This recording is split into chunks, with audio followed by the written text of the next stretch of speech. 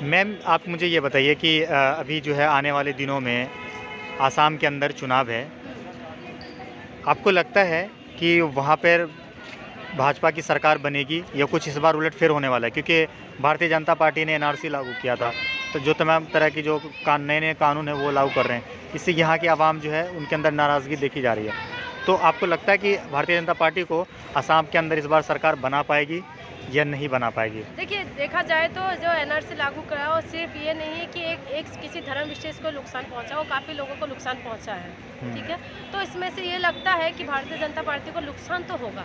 अच्छा, नुकसान होगा इस बार। नुकसान होगा। आपको लगता है कि आसाम के अंदर असदुद्दीन ओवैसी की पार्टी एंट्री लेती है क्योंकि वहाँ पे मुसलमानों की तादाद ज़्यादा है और दलित भी हैं, तो असदुद्दीन ओवैसी को काफ़ी अच्छा फ़ायदा मिलेगा?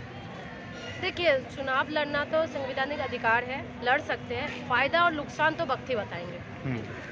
अच्छा। इसमें मैं कुछ नहीं बता सकती हूँ कि हाँ उनको पूरा सपोर्ट मिलेगा या वहाँ से पूरे तरीके से पॉजिटिव रिजल्ट ही आएगा, लेकिन चुनाव लड़ सकते हैं उसमें। अगर आसाम के अंदर जातिवाद चुनाव हुआ, जाति के आधार पर वोटिंग हुई, तो क्या इसका फ़ायदा असदुद्दीन ओवैसी को जाएगा? देखिए, असदुद्दीन ओवैसी जो है वो भी थोड़ा सा लगता है कि हाँ चलो थोड़ा सा मुसलमानों को ज़्यादा वो करते हैं, लेकिन जातिवाद की अगर मतलब ये है कि मुसलमानों का मुद्दा उठाया तो वो कट्टरपंथी हो गया।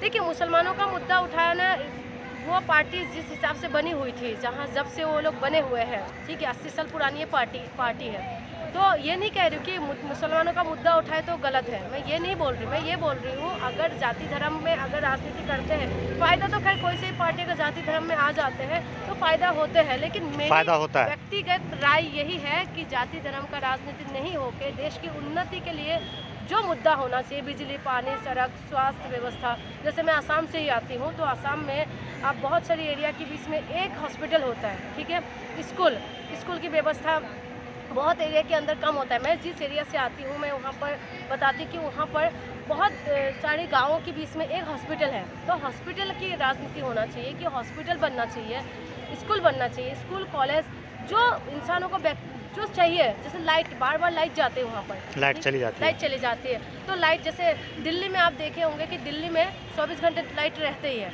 ठीक है। तो लाइट में जिस चीज़ों की वजह से जनता की भलाई है उसमें राजनीति होना जरूरी है। बिजली, पानी, मतलब विकास की राजनीति होनी चाहिए, ये धर्म की राजनीति नहीं होनी चाहिए। बिल्कुल नहीं होना चाहिए। बंगाल के अंदर जो है आने वाले दिनों में चुनाव है, वहाँ पे जो है तमाम तरह की पार्टी जो है वो मजबूती से चुनाव लड़ती हैं, अलग अलग पार्टी। भाजपा का इससे पहले सीट नहीं थी वहाँ पे। ममता बनर्जी कहती है कि हमको भाजपा को रोकना है, तो बंगाल के अंदर भाजपा 18 सीटों पर चुनाव क्यों जीत गए? क्यों नहीं रोक पाई ममता बनर्जी? क्या इसमें विफल है भाजपा को रोकने में? देखिए, जब जाति धर्म, अभी आपने देखा होगा हैदराबाद में जो निगम का चुनाव हुआ था, तो वहाँ पर 4 से कहाँ तक पहुँच गए वो लोग, ठीक है ना। जब जाति धर्म का होता है तो लोगों को इमोशनल हो जाते हैं, क्योंकि कोई भी हो अपने धर्म को सब प्यार करते हैं, क्योंकि धर्म ऐसी चीज़ है इंसानों के दिल से जुड़े हुए हैं, ठीक है। तो उस चीज़ों को जब बताया जाता है तो लोग इमोशनल जुड़ जाते हैं, इमोशनल ब्लैकमेल किया जाता है, इमोशनल जुड़ जाते हैं, ठीक है। और उसके बाद जब धर्म की राजनीति हो जाती है तो लोगों को ये लगता है, कहीं ना कहीं उनके माइंड में लगता है कि हाँ चलो ये चीज़ जो बोल रहे हैं, मंच से जो बोला जा रहा है वो बिल्कुल सही बोल रहे हैं। लेकिन मैं जनता से यही कहूँगी कि आप किसी भी धर्म का हो सकते हैं, आप भारत में जब रहते हैं आप किसी भी धर्म का हो सकते हैं, आप अपने धर्म को प्यार करना, अपने धर्म की रक्षा करना सब कुछ ठीक है, लेकिन हमारे देश सबसे पहले है और हमारे देश की व्यवस्था जो है, देश का जो विकास है, ये सबसे पहला हमारी यही है कि देश में विकास होना चाहिए। अच्छा मैडम, मुझे आप एक चीज़ बताइए, बंगाल में जो है भारतीय जनता पार्टी, सबको मालूम है, आप भी मानते हैं कि वो हिंदू मुसलमान की राजनीति करके ज़्यादा सीट जीतेगी भारतीय जनता पार्टी। ऐसे में असदुद्दीन ओवैसी की बंगाल के अंदर एंट्री होने वाली, उन्होंने कहा है बिहार में अच्छा प्रदर्शन करने के बाद कि हम चुनाव लड़ेंगे, हमारा मौलिक अधिकार है, संवैधानिक अधिकार है, हमें कोई रोक नहीं सकता है। तो असदुद्दीन ओवैसी वहाँ पे चुनाव, वहाँ पार्टी लड़ती है वहाँ पे, तो क्या आपको लगता है कि इसका कुछ प्रभाव दिखेगा? देखिए, मैं पहले ही बोल चुकी हूँ कि चाहे वो कोई सी भी पार्टी हो, वो चुनाव लड़ सकते हैं और उनका संवैधानिक अधिकार है, वो लड़ सकते हैं, कहीं पर भी जाके लड़ सकते हैं। लेकिन जैसे भारत के अंदर उनको अधिकार है, वो लड़ सकते हैं, चाहे वो बंगाल हो चाहे असम हो, लड़ सकते हैं। लेकिन फ़ायदा नुकसान उस वक्त मैं जनता से यही कहूँगी कि कोई सी पार्टी क्यों ना हो, अगर धर्म की राजनीति कर रहे हैं तो आप उसमें ये देखिएगा क्या आपका विकास हो रहा है, शिक्षा स्वास्थ्य के ऊपर बात हो रहे हैं, बिजली पानी के ऊपर बात हो रहा है। मैं तो यही बोलूँगी कि कोई सी पार्टी क्यों ना हो, चुनाव लड़ सकते हैं, लेकिन राजनीति किस में हो रहा है उसको देखना है। अच्छा, आपसे 2 सवाल। अभी देश के प्रधानमंत्री नरेंद्र मोदी, उनके 2 अच्छाई बताइए। उनकी 2 अच्छाई बताऊँ। हम्म, पहली बात तो उनकी अच्छा ये है कि वो अपनी मन की बातें बताते हैं, लेकिन जनता की मन की बातें सुनते नहीं हैं। हम्म, ठीक है। दूसरी बात ये है कि वो देश विदेश में घूमते हैं। ठीक है, देश विदेश में घूमते ज़रूर है, लेकिन जो हमारे देश के अंदर जनता परेशान है, उस जनता की राज्य में जाके उस जनताओं के बीच जाके पहले पता तो करें कि हमारे देश की परेशानी क्या है। देश विदेश के साथ तो आपका रिलेशन अच्छा बना रहे हैं, जैसे मीडिया में हम देख रहे हैं कि देश विदेश में घूम रहे हैं, लेकिन हमारे देश के अंदर अलग अलग राज्य के अंदर जो लोग परेशान हो रहे हैं, या खुद हमारी जो प्रधानमंत्री है वो कोई छोटी मोटी तो नहीं है, हमारे देश का प्रधान सेवक है। तो उनका मेन काम ये होता है कि जनता के हित में काम को करना। ठीक करना।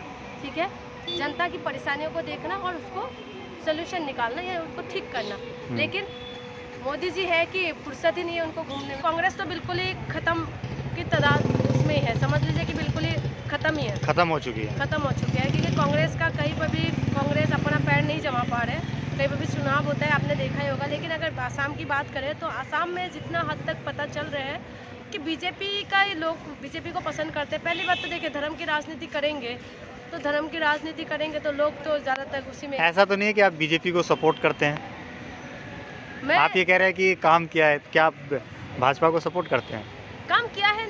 देखिए, बहुत सारे लोगों का ये भी कहना है कि काम हो रहा है वहाँ पर, और जबकि मैं खुद असम से आती हूँ तो बहुत सारे लोगों का ये भी कहना है कि असम में मैं जब जाती हूँ तो वहाँ पर कुछ देखा है कि कुछ काम हो रहा है। लेकिन ये नहीं कि बिल्कुल ही बहुत जो वादा किया सब कुछ हो गया है, ऐसा कुछ भी नहीं है। लेकिन वो लोगों का पसंद है, जो कि लोग ने ये पसंद कर रहे हैं। आपने देखा भी होगा कि धर्म की राजनीति जब भी होने लगे हैं तो धर्म की राजनीति में तो ये लोग अपना रोटियां सेक ही रहे हैं।